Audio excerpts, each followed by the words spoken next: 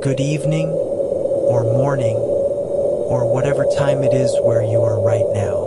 The kind of hour when everything feels too quiet, too empty, too watched. Tonight's story isn't about lights in the sky, or little green men, or abductions with bright beams. It's about a signal, one perfect, impossible signal that answered back. And when it did, it knew his name.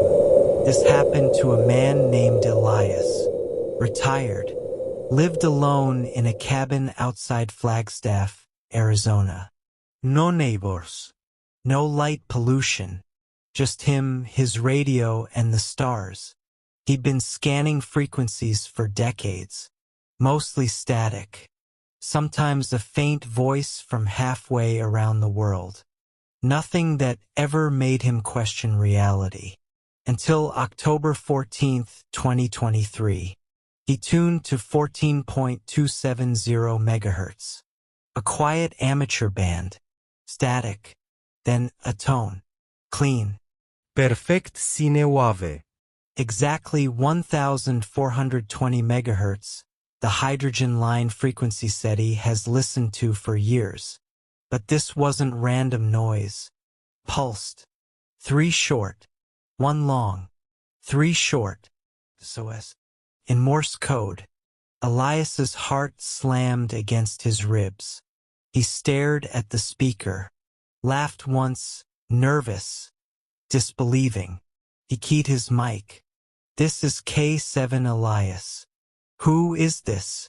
Silence. Then the tone shifted. It became words, not through the speaker, in his head, clear as if someone was whispering directly into his ear. We heard you calling, Elias. We are coming. Imagine your name echoing back from the depths of space. Not a recording. Not a hallucination. It's real. It knows you. It's calling you. He told himself it was a prank, a hacked signal, some kid with software. But the next night, same frequency, the tone again. This time, images, not on a screen, flashed directly into his mind. A black triangle, larger than any aircraft, silent, hovering over dark oceans. Cities below, lights flickering out, one by one, like candles snuffed by breath. Then, faces, not human, as like black voids. No pupils, no whites, just endless nothing staring back. They didn't blink. They measured him, weighed his entire existence in a glance, and found him insignificant, a speck, a temporary noise in an eternal silence. He turned off the radio, unplugged it, threw the power cord across the room, slept with every light on. But the signal didn't need electricity. It was already inside his head, and it was patient. Days blurred. He tried everything. Aluminum foil on windows, Faraday cage around the cabin, medication. Nothing stopped it. Every time he closed his eyes, the signal returned. Stronger, clearer. It showed him Earth from above. Small, fragile. A pale blue dot in endless black. Then zoomed out. Galaxies spiraling. Billions upon billions.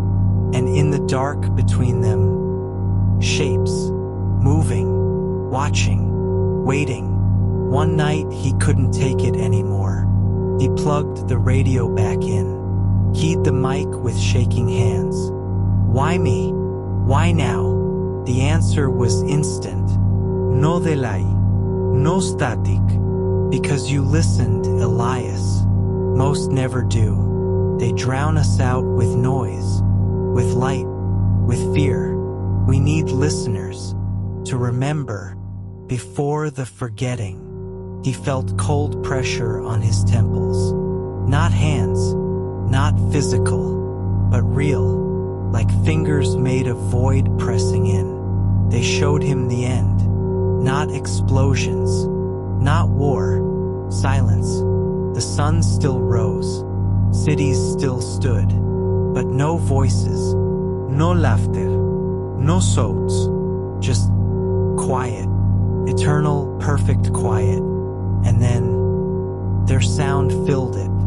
Not laughter, not breathing, something older, something that exhaled and decided humanity was no longer needed. Eating, stopped sleeping, stopped speaking to anyone. He sat by the silent radio, listening, waiting. The signal played constantly now, in his dreams, in the hum of the fridge, in the wind against the window. Always the same message, looping. We are already here. We have always been here. You were never alone. You were never first. And soon, you will not be at all. Elias began to repeat it himself, whispering, "We are already here. We are already here." Like a mantra, like surrender. He stopped fighting, because fighting required hope, and hope required believing you mattered. They showed him he didn't. Not really. Not in the grand silence between stars. 3 weeks later, his last transmission, just one sentence, repeated over and over. They are listening. They are listening.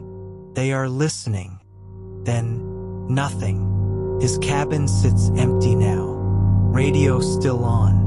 Tuned to 14.270 megahertz. If you ever scan that frequency late at night, when the world is quiet, you might hear it. A tone, clean, perfect, waiting for someone to answer, for someone to listen. Maybe for you.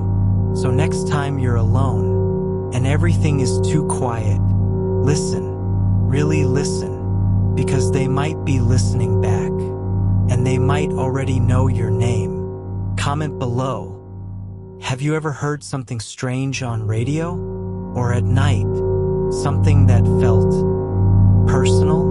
Like and subscribe if this one got under your skin. Next story drops soon. Sleep well, if they let you.